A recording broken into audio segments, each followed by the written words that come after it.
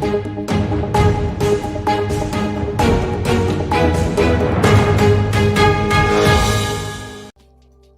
everyone, and welcome to another week of This Week in Eorzea. Joining me, as always, is my extremely punctual co-host, Pyra. Hello! Croissant! Croissant? Croissant. I will not stop saying that now. Right. That's the mood today. We have a little bit of news to get into before we talk about, obviously, our main topic, which is our thoughts and feelings so far on Occult Crescent. So let's get right into it. The lodestone is a little bit light. Lodestone light. Stingy. We've got some optional items added to the online store.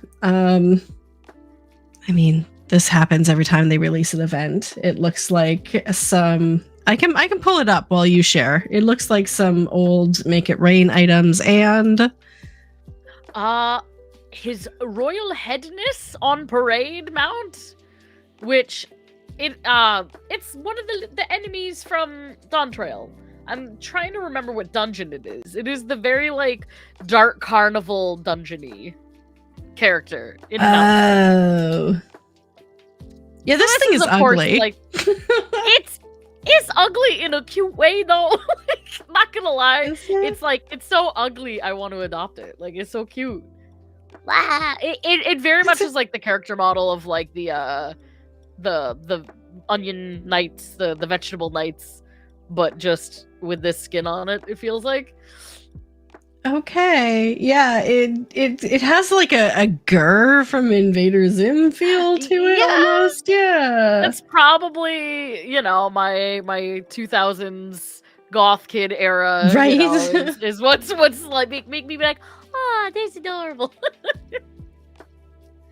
Okay. Plus some impetire, a cactar dining table, and a sabotender chronometer. You know, all those must-have items you really need to spend your IRL money on. Yeah. And of course, all the old emotes back at a discounted price for the Make It Rain event, which is always good, especially if you didn't get those last year or years past. Yeah, just a couple of emotes there. These the Vexed and the Consider and the exclamation one, they have like a sound effect that goes along with them that is very recognizable. So that sometimes if you're just like hanging out in an open space, you can kind of hear those emotes when they go off. They are fun. I will say, Eureka was the first one. Many years ago, I think, Eureka came out. And years later, they added the Consider and Vex. And I'm glad that they're doing these little like thought bubble emotes because they're just quaint. They're cute. But yeah, you do hear them everywhere in Limsa. Like yeah. Like you recognize it when you hear it. Yeah. So yeah, if you wanna, there's that. Other than that, the new season 15 of Crystalline Conflict has begun. So if you had potentially gotten a reward for 14, make sure you go and claim that. There's another notice here for the primals. Is that what we kind of reviewed last week? Only now they've officially put it on the lodestone? Yes, yes. Refresh. But yeah, that one, they just posted something about that recently too on socials. I think it was just another promo to try to get people to pre-order, but pre-orders are still happening. If Yep, pre-order's still happening. So if you want more primal stuff, it's got the Arcadian boss themes, the primals version of most of them, I think. I don't think all of them, but ride the rhythm, back to the drawing board, not afraid, unleashed, be my honey, and give it all. It looks like all 4 new bosses. So it is all 4 new bosses plus Honey Be Lovely and of course oh gosh, M4 that I'm blanking on her name. Yes. Electro has many uses, Ed boy. Yeah, that one. Wicked Thunder. That there you took me go. a minute took the brain cells. Like, you have done that way more than I have, so. Like, in my brain, I'm just thinking of the memes, like the Electrope has many uses, and I'm like, not the memes, what's her name? And then there's another episode of Duty Commenced this Wednesday, June 4th. Again, we've covered this before. This is a North American one, and if you can get on Crystal at the time, which is 3 p.m. Pacific or 6 p.m. Eastern on Wednesday, they have giveaways. They do things in-game that you can join, but they also, if you watch their Twitch stream, they have live IRL item giveaways that you can potentially win. If you're apparently a resident of the 50 states of the United States of America, the District of Columbia, Puerto Rico, and Canada, unless Quebec. No Quebec. Quebec is excluded from pretty much everything, so they understand. Poor Quebec. So yeah, you can join in the festivities. You usually do. I don't know if it says here what exactly they're doing. Yeah, they don't, but they usually do some kind of in-game content that you can join. They've got a special guest. Yeah, Brian Ricardo. I love Brian Ricardo. He's a fantastic human being. He always does things for the Squeenix team, like events wise too. So like he's always at like PAX East and stuff like that. It's always nice to see him. He's always a nice bright face, especially in the PvP community. Yeah. And then if you like to show off your artwork, they do show off artwork on these streams as well. They do kind of intermissions where they post people's artwork. So you can submit it there, and it tells you how. And that is pretty much everything on the Lodestone. They're like, you got your patch now. No, go play. Yeah. Go play. Which I have. Now, I haven't done any content other than Occult Crescent. I didn't do the Mobilja yet. I didn't do the Hildebrand yet. What about you? So I was one of those smart people that before reset on Tuesday, I got on to do the Mamulja, and I was like, I'm gonna do this to get ahead, and then I forgot to do them days after, so I got ahead for nothing. So I have technically unlocked it. I started doing some of them, but I've probably done it like 4 days out of the past like 6, 7. And then, of course, I've hopped into the Occult Crescent on a very casual to grindy basis, and just in like the map content, not the fork. And then I use my hands, no fork. For the Crescent. and we're gonna just jump right into it now. So okay, launch Occult Crescent. What are your first opinions? Oh boy, so. Anybody who knows me knows I'm not a stranger. Like, this is one of those conflicting pieces of content for me, because I hate to love it and I love to hate it. And like, I went through a roller coaster going through where I wasn't sure and I kind of hated it, but now I dig it. Like, now I think it's pretty solid. Like, that's just the quick synopsis, of course, but like I'm excited to go back in, which is making me excited, because usually I haven't had that experience in the past. There you go. That's something. So yeah, we'll unpack a bunch of that. My first impression. So last week we talked about it. The only thing I wanted from Occult Crescent was for it to make me excited to come home every day and play it, and it did. I came home every day. I streamed longer than I anticipated. I played it almost all of yesterday. It's hooked me. It's hooked me. So my initial just basic thoughts on it are it wins. It absolutely wins. How do you compare it to like Boja or Eureka in your experience? Way better quality of life, I think. I think they took a lot of different elements from both previous open kind of content like this and just tried making it more user-friendly while still having a challenge, which I really appreciate. it feels like to me that they took the best of both Eureka and Baja with a little bit extra and just like kind of kicked it up a notch in that sense. So I do very much appreciate that in the scheme of this style content. What about you? Yeah, I mean, it's like Boja in playability, but they added the things that we really missed from Eureka, like the bunnies and the treasure hunt and that sort of thing. But also, like, from what I understand, the Forked Tower is very Beldesian Arsenal-y in comparison to like the Castrum or the Delrida.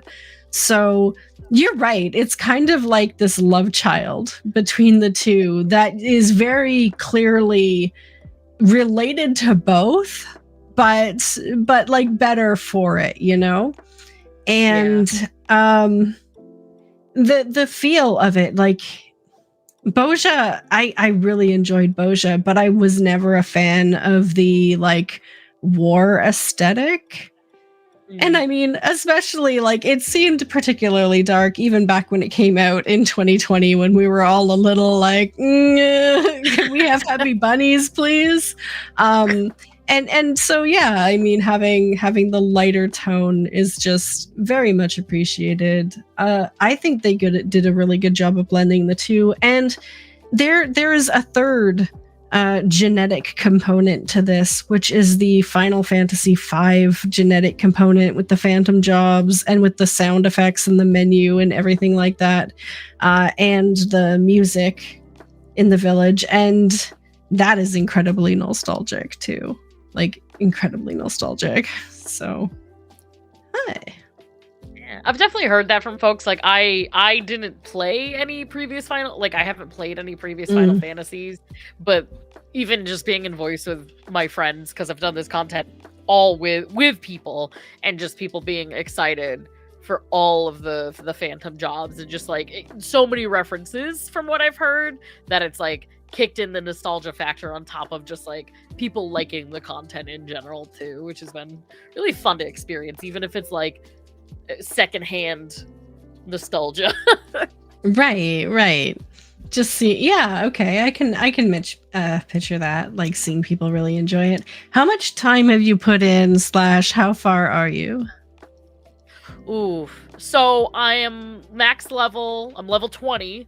I have, I think, the majority of the phantom jobs. I've only mastered one. I've kind of have some exposure on some, barely anything on others. As far as time, like, it is so tough to say. I've probably done, over the weekend, I probably did like a good 6+ hour chunks per day, and then like maybe like a couple hours during the week. So I mean, I've gotten a good chunk in, sometimes more productive than others, but I'd say a good like 20-ish hours in, give or take, in the past week. Okay, how about you? That's not bad. That's not bad. Jack of all trades, master of none. Yep, that's me in a nutshell. I've been very deliberate to not pick up jobs until I master the ones I have. So I haven't bought any jobs, but I am knowledge level 20, and honestly, it didn't take very long to get there. And I was kind of a little bit okay about that, because I was imagining like with Boja and Eureka, losing experience every time you died, whether or not you revived, and then just losing more if you weren't revived. Right. But you don't lose experience from dying, which meant that I leveled way faster here than I ever did in Boja. Because I remember I was telling my community about this, some critical engagements where I was just like telling the healers, please leave me on the floor. I am not accepting your raises. Don't waste them on me until this is over. I am not getting up because I've already lost like half a level of experience. So it was nice not having that, but at the same time, like, knowledge level maxes out insanely quick, and there's nothing really taking away from it. So, But I People's played PTSD help with that too. Like Right. knowing that you could lose it, like a lot of people are like, okay, well, now you have like the shout chats where people know to like scoop people up, you know, get the spatula out, or you know, call for the spatula in chat for somebody to res you instead of returning.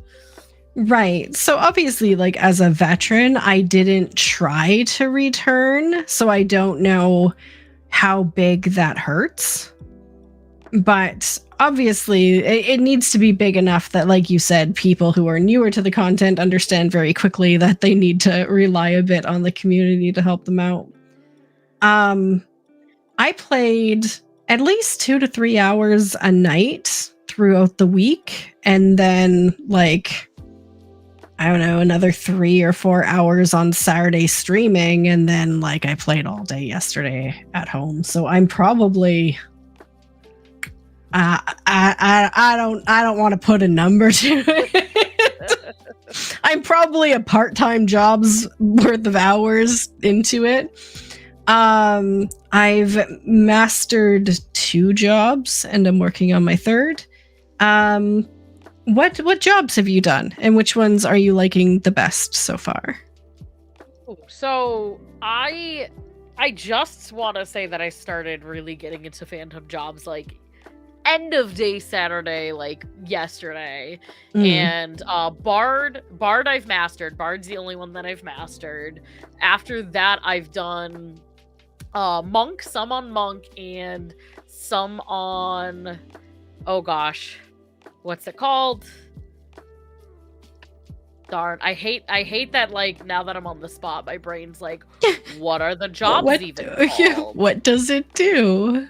I know what it does. I do the big boom thing, and then it goes boom. Like a cannoneer? Or no, different not things? That one, the other boom.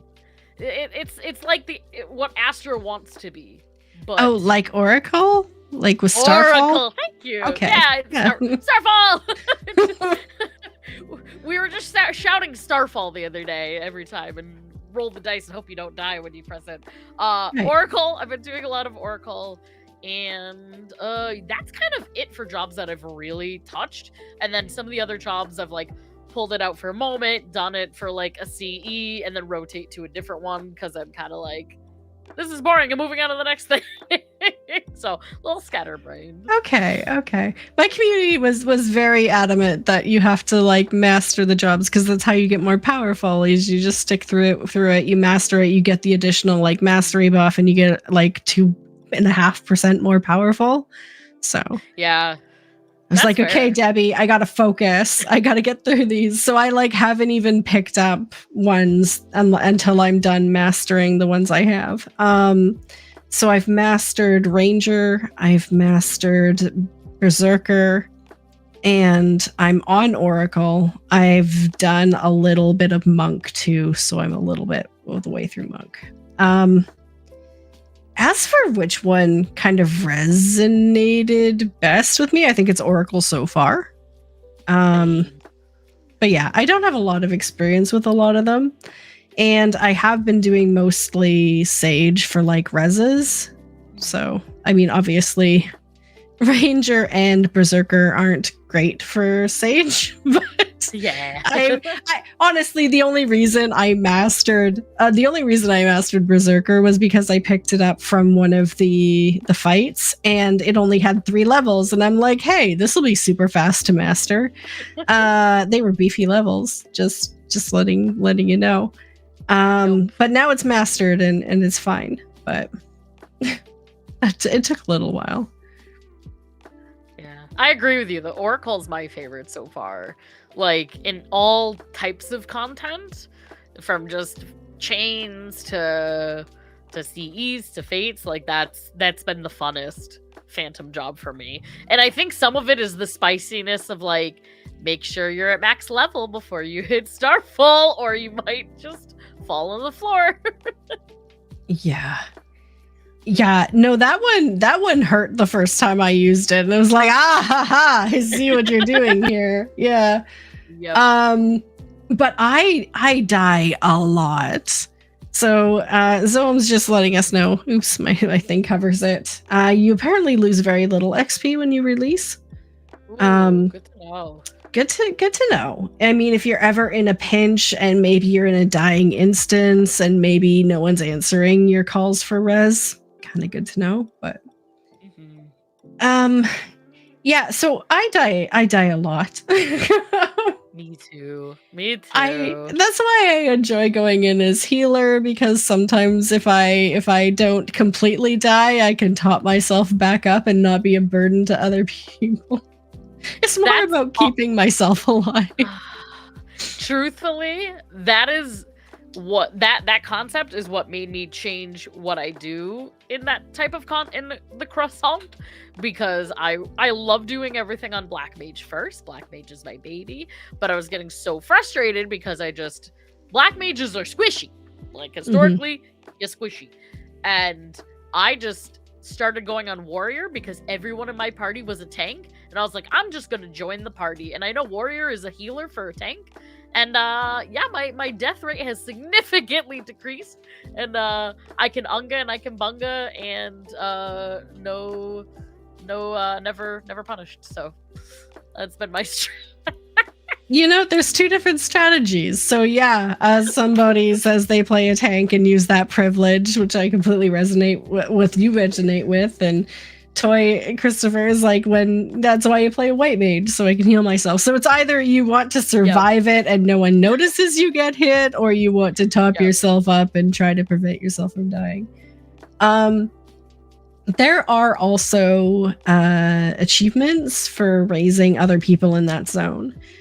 Which helps when people really want raises. So do you just stick around a couple extra minutes? You can change to and from classes too. So if you happen to have a healer but you're playing a tank, you can pop and raise.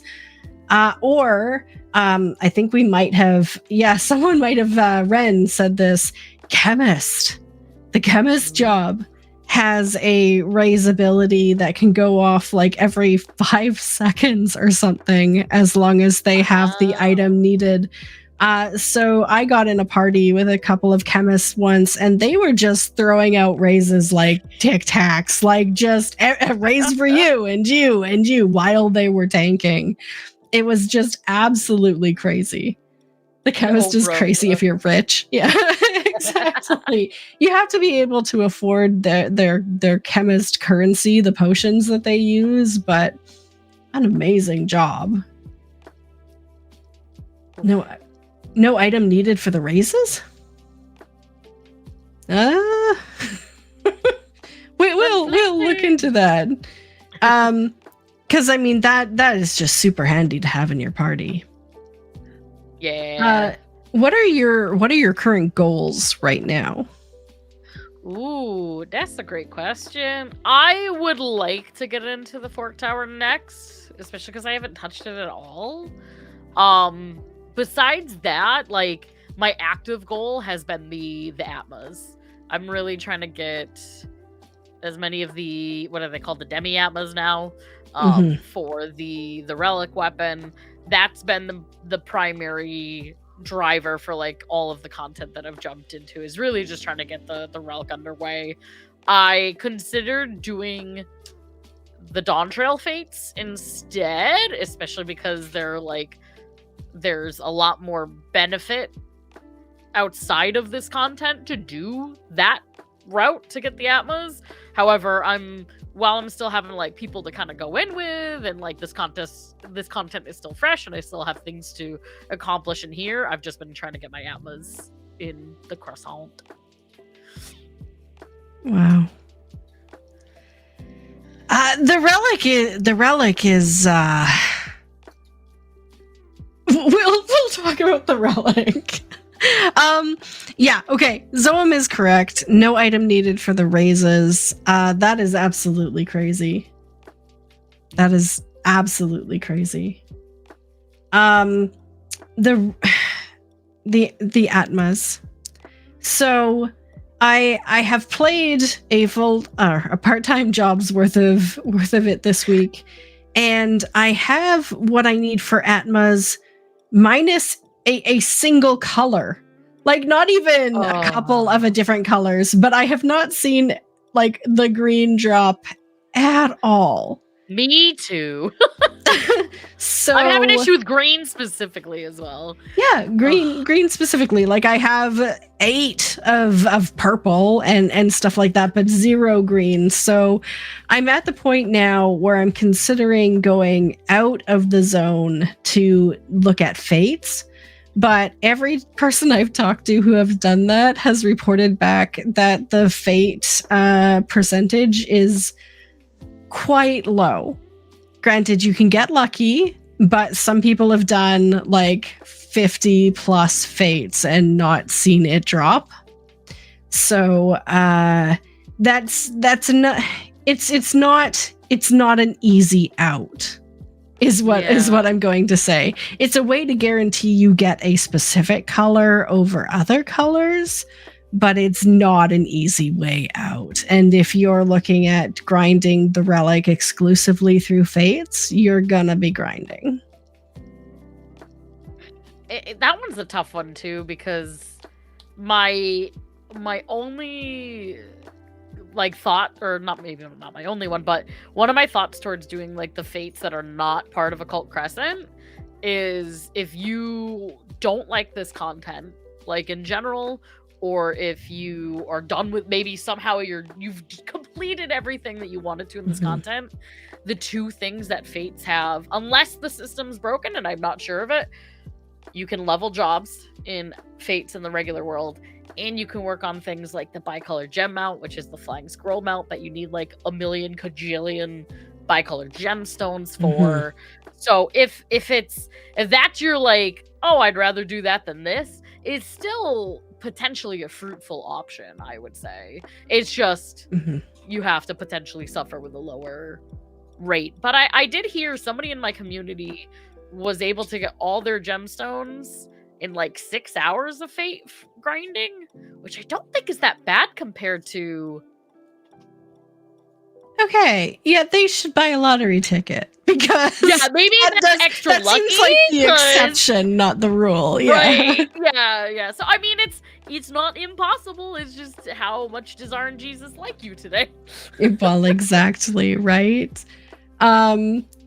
So from my understanding, again, I haven't completed it personally, the relic at this stage is you get the Atmas, you get your first weapon, and then you can purchase subsequent weapons with tomestones. So it's kind of a grind, but then back to purchasing with tomestones. What are your thoughts on that? I honestly really like that because of how the Atma system is. I mean, I've done hours and hours and hours of this content, and I have like a handful of the Atmas. So the fact that there is a system that like if you had to get this amount of Atmas per job, nope, I would not even consider it. There's so much, because to me, and I'm gonna get on my soapbox, I would have loved a system if they were going to do something like that. Like, I think the system is sufficient. What I think could have been nice, and maybe like a future thing, is similar to like extreme, like primal mounts, where like it's a random chance, but after 99 times of banging your head on the wall, we're just going to let you turn these things in to get one. That maybe would have been a nice, sufficient sort of build-in for folks who don't have good RNG. But overall, I can appreciate the system being much harder than the last tier, but also not abysmal. That's fair. You know what? I'm going to go out on a limb a little bit here and say that if each weapon was the Atma grind, I would be okay with it. If there was a way to turn in other Atmas at exchange rate for maybe ones you don't have. Like, if you get like 8 of one, then maybe you can turn them on like 5 to 1 for a different color or something. Yeah. I mean, if Atmas were to buy all the weapons, it wouldn't be so much of a problem because eventually you'd think the numbers would even themselves out if you're purchasing multiple weapons. But being stuck in a situation where you have like 8 of one and none of another can be extremely frustrating. Even knowing that you could go open world and get the specific color in a specific zone, it's still... I want to be in the Croissant. Do you know that you can, that there are ways to tell what colors are in what fate? In the Croissant? Yes. Okay. I was aware of that. So there is like a color map where you can go to. The green zone just doesn't really do it for me. Like, the green zone just is not happening. Green does not mean profit for us. It means puke and pukey grossness, and it doesn't like us. Yeah. So, yeah. I mean, I am not minding the grind, but Yoshi P definitely delivered a grind. Like, yeah. Oh, yeah. Hands down.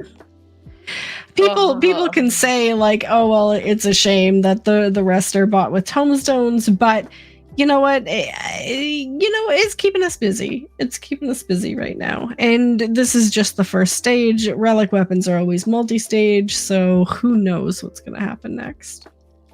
Yeah, the grind is a very accurate representation. Like it's there. I have friends that have been grinding it nonstop since it came out, pretty much, minus some time to sleep, eat, shower, go to work, and they still have plenty of things left to do. Like, there's still so much in this piece of content that's going to hold us over for weeks, if not months for some folks.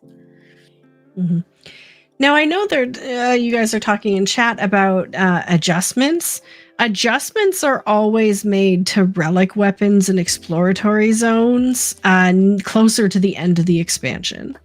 So they're going to leave it like this probably until patch like 5X or something. And then they'll be like, oh, well, instead of 3 each of the Atmas to purchase the first stage, it's only going to be like 2 each or 1 each or something. Like that's what they've done before with Bozja weapons.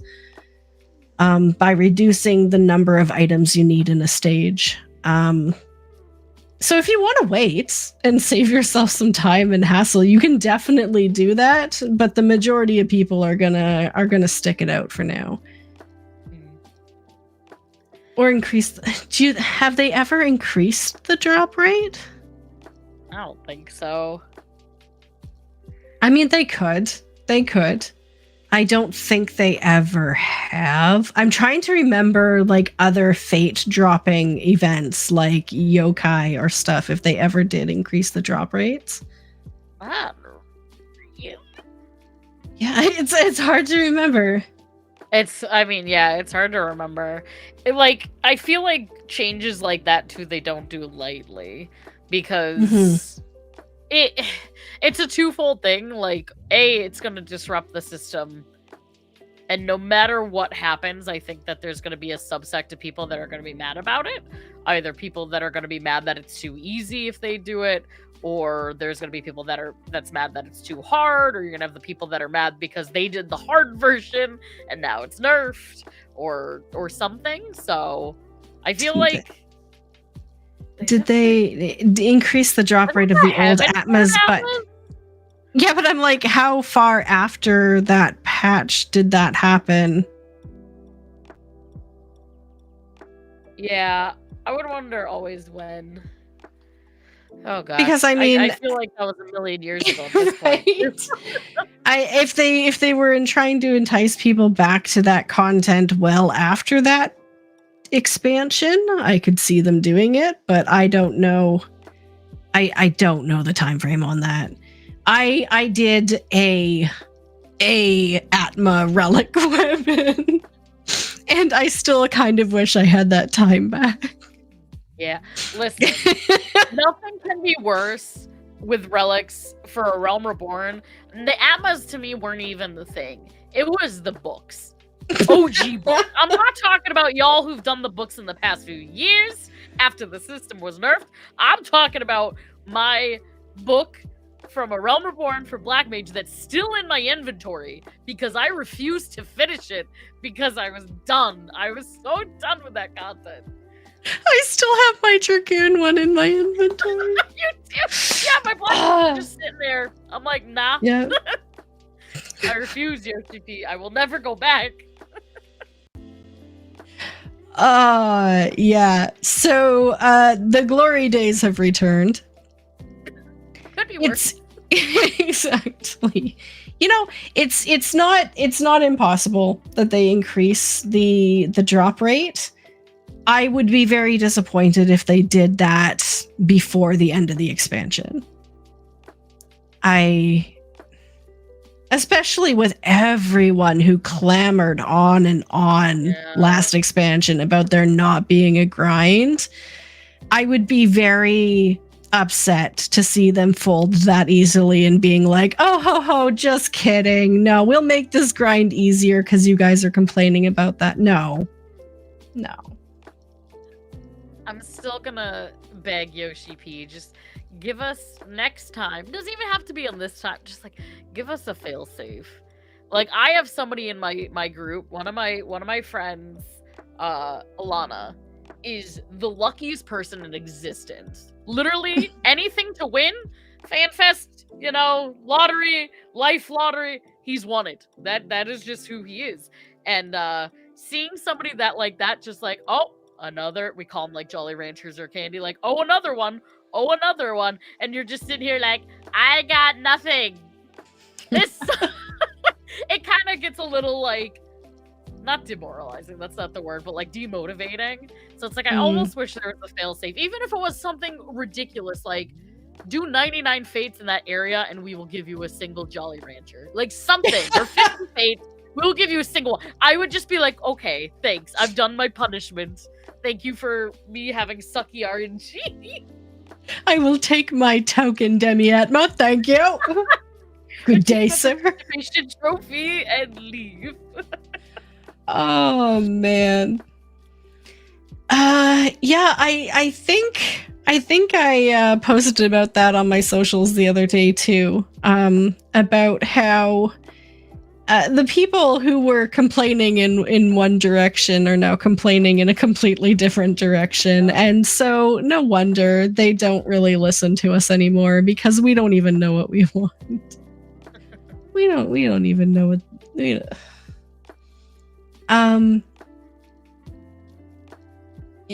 so you haven't done the Forked Tower. You said you're interested in doing the Forked Tower. Has there been something that has stopped you, or are you weren't in the right place at the right time to get in?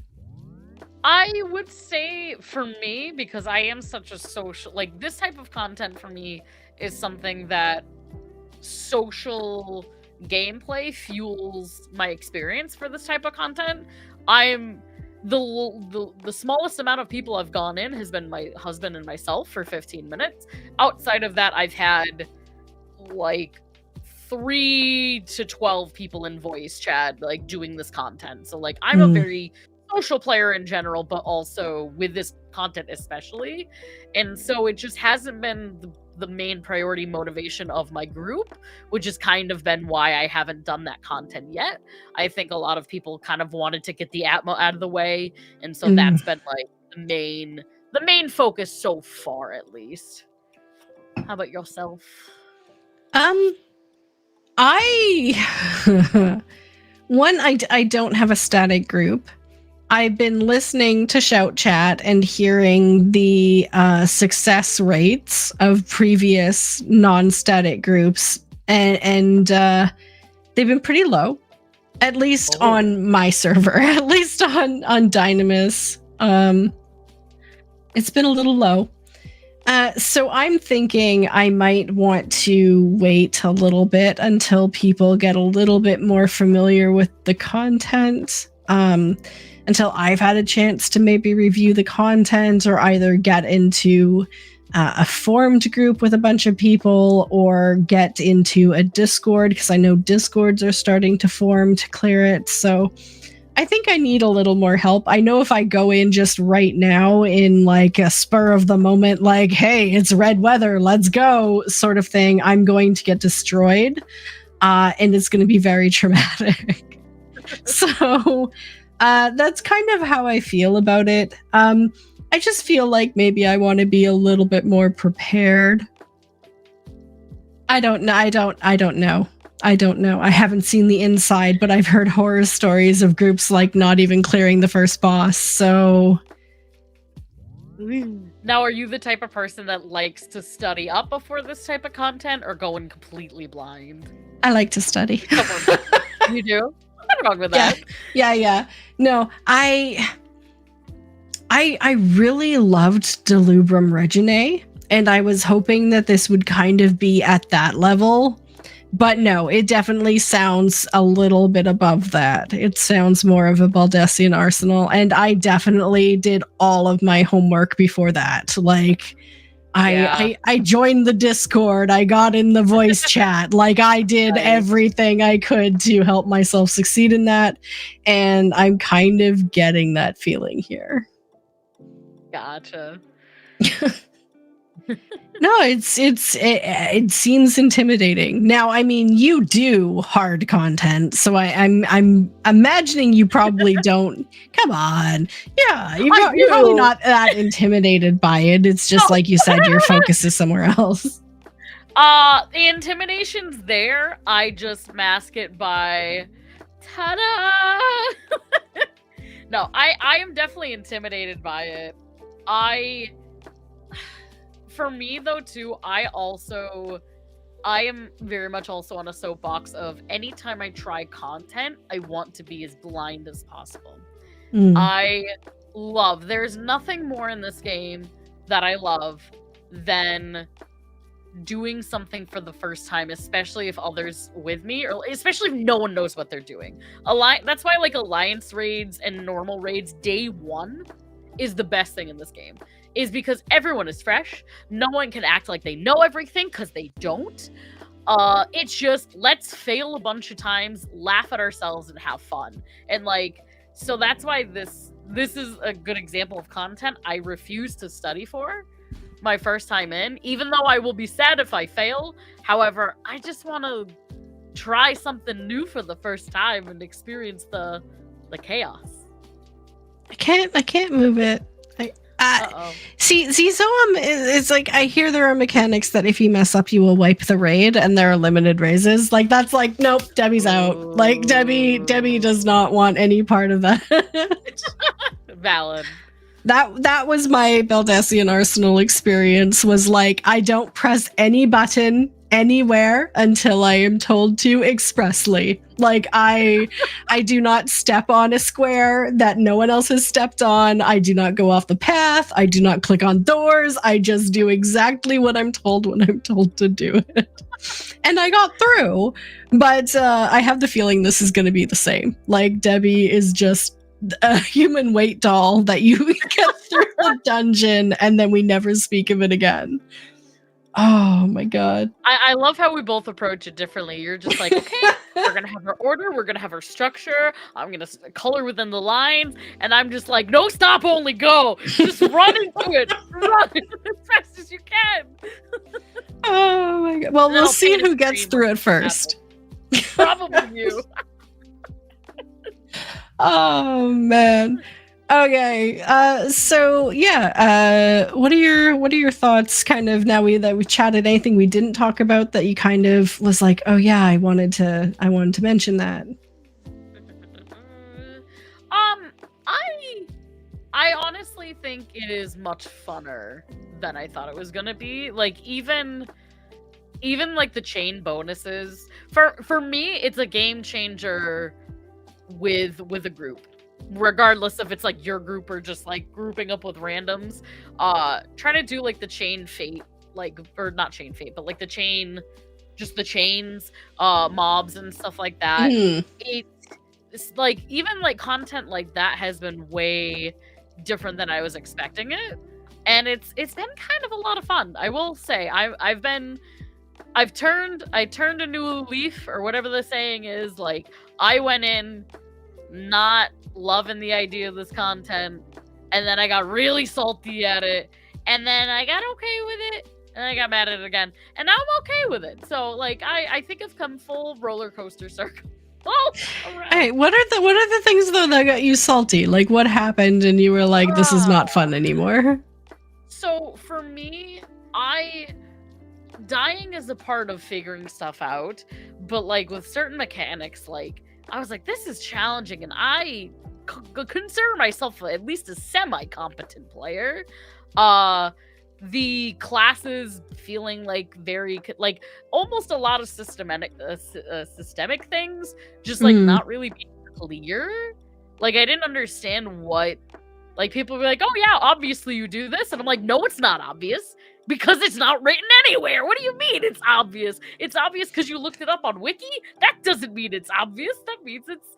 So like I think I had a couple of frustration points like that where, you know, like even the jobs didn't feel clear, understanding like where you get them, how you get them. For me, seeing some of the information be posted on socials of like, hey, this is the pattern that you go to do this, or this, you know, if you need green Jolly Ranchers, you go over here, stuff like that. Like that kind of helped ease the anxiety of like feeling like an idiot and just like not knowing where all these things were. That was a big part of the salt, was just like, WTF, man. Like what is going on? What am I doing here? This is all confusing. Yeah. No, I thought you were going to mention like some of the critical encounters. They snapshot very unforgivingly. So you will have a mechanic that you are like 100% sure that you succeeded in, and then you and 10 people around you are suddenly dead, and you're like, oh well, I guess not.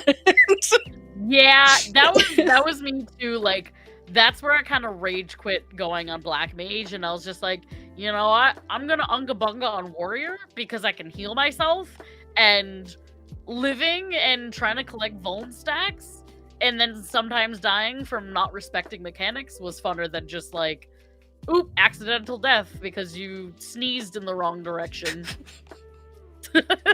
Yeah, no, some of them are very unforgiving, but I mean, I kind of like that from Boja, and the names that we will never forget, like Metal Fox Chaos and Red Shocktober, and yeah, it becomes part of the story of the exploratory zones. Is oh yeah, I died 8 times in that fight. Yeah. Honestly, was there any fight that's your favorite so far? You sparked. Like, you know what? I kind of forget them. Like I forget their names and where they are, and then it starts, and I'm like, oh, it's this one. I hate this one. Yeah. So I have a list of like my least favorites. I don't know so much that I have a list of favorites, like that pot one with the robots and the AoEs that bounce between. No. I hate that one. The turtle one isn't so bad, I guess. I love the turtle. I was gonna say the turtle one. I want the animation of running on a shell as a mount.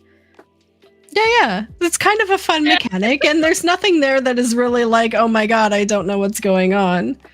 So yeah, that was the inflation, like even the cost of living that kills me every time. Cost of living. I died when I started reading those. I was like, this is perfect. This is hilarious. This is exactly what we need. I love the content in this game that can like pick on itself. So that one was my favorite so far. Yeah, absolutely. So I'm really enjoying that part of it and enjoying seeing everyone together, and it has a life that Cosmic Exploration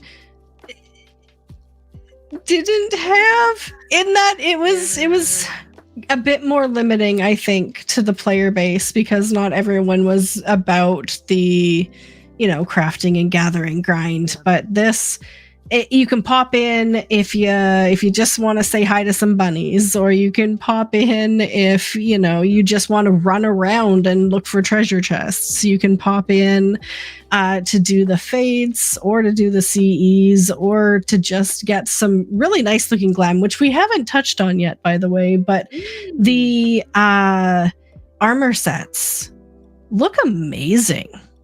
Like, I have the time mage one, the healing casting one, and the fabric just has a flow to it and a texture that we haven't really seen on other armor sets yet. Like, it is gorgeous.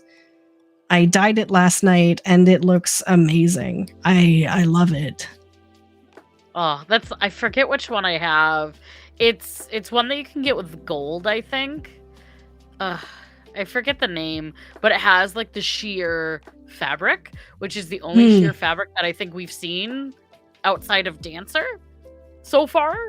And it is so cute. I had to buy it. I was like, this is great. I love this like kind of like sheer not tool's not the right word, but like that kind of like fabric and the way it drapes and the how transparent it is. So like I instantly bought that when I had the currency, because I was like, this is too gorgeous to pass up. Yeah.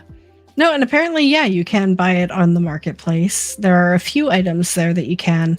And the good news is, if you're missing any like hairstyles or minions or anything that are dropping from the chest, they're super inexpensive on the market board right now. So you can kind of go on a little bit of a treasure hunt on the market board and see like the 200 and 300 gil items that used to be 20 or 30k. So go explore that if you are missing some things in your collection. Final thoughts, I guess. We're already at that stage.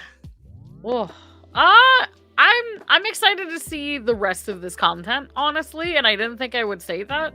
So egg on my face. I think I kind of went in a little bit of a, we'll see how this stuff is kind of attitude, and I think after doing it for a little under a week now, like I've started liking it, which I wasn't sure if I would. Like, I kind of told myself like, just do it, it'll be fine, whatever. And I've had moments where I'm like, screw this content, I'm not doing it no more. Just make me mad. But I like it in the end. It's still not gonna be my favorite thing to do. However, I'm pretty pleased with it. Like, I think they took a lot of really good feedback from previous content and made it better, and like kind of stayed true to the tone that they've always gotten with this, but kept improving on quality of life. So I appreciate that. Yeah, absolutely. And I feel the same way. Like, I fell in love with Bozja, and I started thinking about it after the fact. And it's like, Bozja came out in October of 2020, and I had been laid off from my job since March because I was working as a travel agent at the time. Didn't need any of those anymore.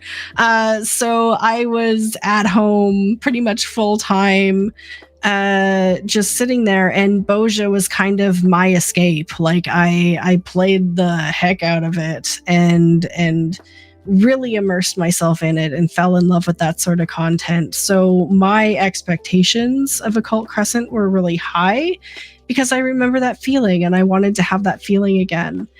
And even though it's impossible, like, this is 2025, the world is yet again very different, and I'm working full time again, and we can't go back to where Bozja was.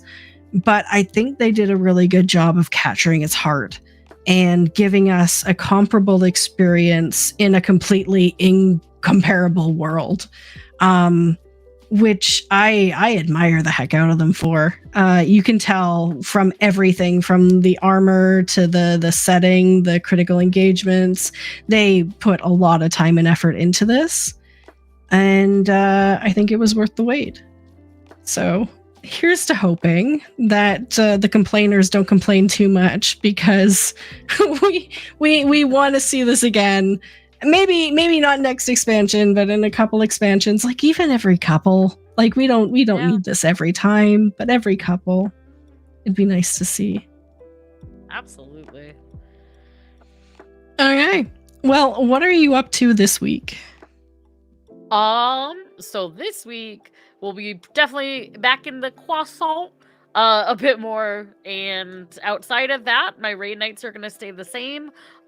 We cleared M7S Saturday night. Congratulations! Fine, cool. So we're moving on to M8. So we'll be doing our re-clears and then heading into M8 and so on. I'm not doing Savage. I will just be doing Croissant. How about you, Debbie? I'm just doing Croissant. So yeah, tomorrow night, Wednesday night, Thursday night, maybe even Friday night again, I'm gonna be in the Croissant. I am almost, like I said, almost at my relic, but I'm really just there for mastering the jobs, trying them out, mastering them. I've got a whole bunch I want to play. I really want to try Chemist. I really want to try Cannoneer because that looks just fun. But I'm trying to master one at a time. So I will suffer through the journey because those little stars are worth it to me. It is literally a buff with stars. Like, I need this. Yeah. That's all there is to it. Yeah. So that's where I'll be. You guys can join me. I'll be here next Monday. We'll talk about the rest of patch 7.25 and kind of get into things I just didn't have time for this. Yeah, Croissant provided a lot. It's still providing, so it's still providing. Very valid. Absolutely. But there's some Hildebrand. So I know, I gotta make time for that too. Oh, Hildy. And what is it? Make It Rain is still up. So make sure if you haven't already that you get those rewards because you'll regret it just like Debbie does if you don't. So okay. Thank you so much everyone for being here. Thanks for joining us in chat. We'll be back next week. Same time, same channel with more Final Fantasy XIV news, observations, and comments. Thank you so much for joining me, Pyra. Thank you, Debbie. Good luck in Croissant. Oh, I will need it. I will need it. On the plus side, I just think of all the people I'm helping towards their raise achievements by laying on the ground. So hard work, but someone's got to do it. You know what? Someone's got to do it. Okay. Take care, everyone. Love yourself as much as you love others, and we'll see you in game.